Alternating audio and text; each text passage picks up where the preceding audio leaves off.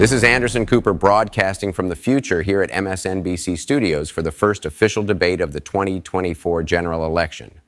What curveballs we've had thrown at us this year. Former President Donald Trump's numbers hit rock bottom in the wake of Tim Scott's enormously popular N-word pass proposal, seemingly sealing Scott's victory.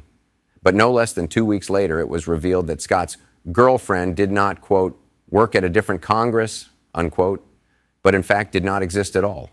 His harem of twinks did exist, however, and it cost him the nomination. We also mourn the passing of two former presidents tonight. As we all saw live on this station, our 45th president, Donald John Trump, tragically died after it was announced that he would serve 70 full days in prison and be subject to another gag order. It is very, very evil what has been done to me. It's a violation of national law. Some people are even saying it's a violation of international law. But it's a witch hunt like you've never seen before, believe me. I am innocent. This whole thing is rigged. And thank you, Barron. I don't even know why I got this gag order. Mr. Trump, do you have any thoughts on your 70-day prison sentence? Mr. Trump, you did hear the judge, right? I don't know what I said. I don't remember. Called it.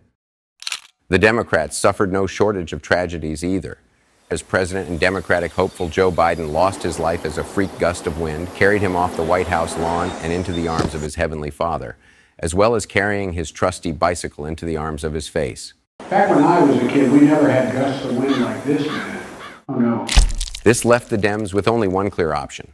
That is, until that option was felled by the steely blade of benzodiazepine withdrawal. Our thoughts are with you, Madam Vice President. And that leads us to this evening.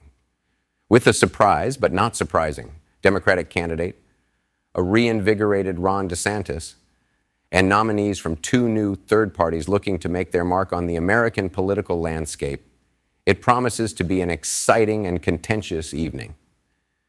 I present to you the first general debate of the 2024 election. It's all yours, Joe. Hey everybody, this is Joe Rogan, and I'll be moderating the first ever uncensored presidential debate. I know, crazy, right? Anyway, I guess I'm supposed to introduce the candidates first, so here goes. Hide your cartoon mouses, people, because we've got Ron DeSantis for Team GOP. Then for the Dems, Amy Klobuchar, the clobberer herself.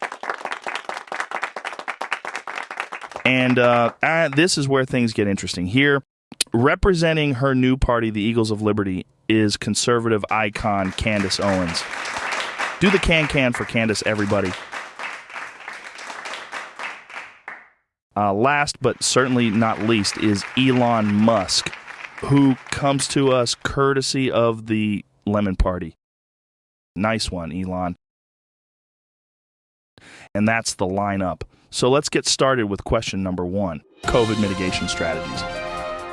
Yeah, fuck that. That's all bullshit. I am the moderator, and I say we start with question number 2, international affairs. Since Gaza became an irradiated wasteland in December of 2023, fleshy Cronenberg-looking mutant thingies called globbies keep eating Israeli settlers' olives. Emperor Netanyahu has called on the United States to increase its military aid so that they can nuke the globbies and save their olives. If you were president, how much would you increase funding by? Let's start with DeSantis. Go. Well, Israel has always done right by us. And the thing, look, the globbies aren't people anymore, okay? You can't talk to them. You can't reason with them. They're animals. And when a staple of your settlers' diet, and indeed of Florida's own treasured Olive Garden franchise, when this is under attack by an invasive species, you have to break out the big guns. Wrong. Excuse me? They are human. They have human DNA. They make human screaming sounds when you kick them.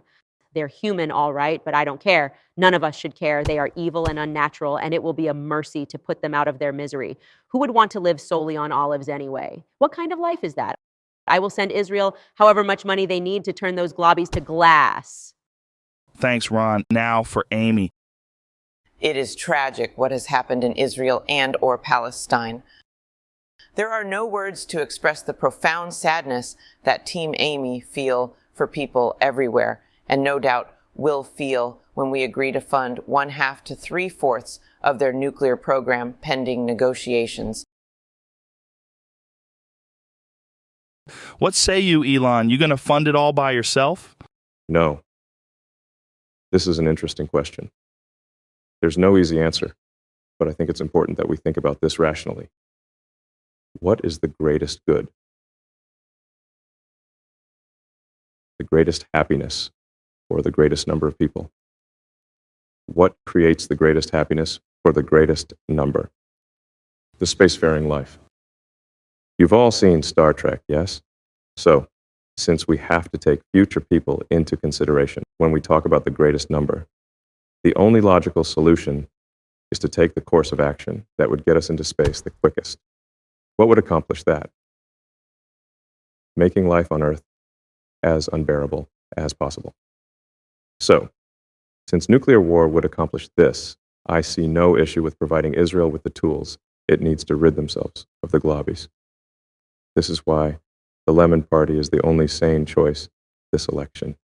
Even a goat sees that. And everyone, such foul language tonight. After I get home, I'm going to have to get in my tub, girl. And just listening to Ronald's voice feels like I'm competing in some kind of pain Olympics. What a disappointment. It's like I'm debating with a bunch of kids in the sandbox. And they're telling me that that's a wrap for this debate. Tune in next time for more Election 2024 Uncensored. 2 girls, 1 cup.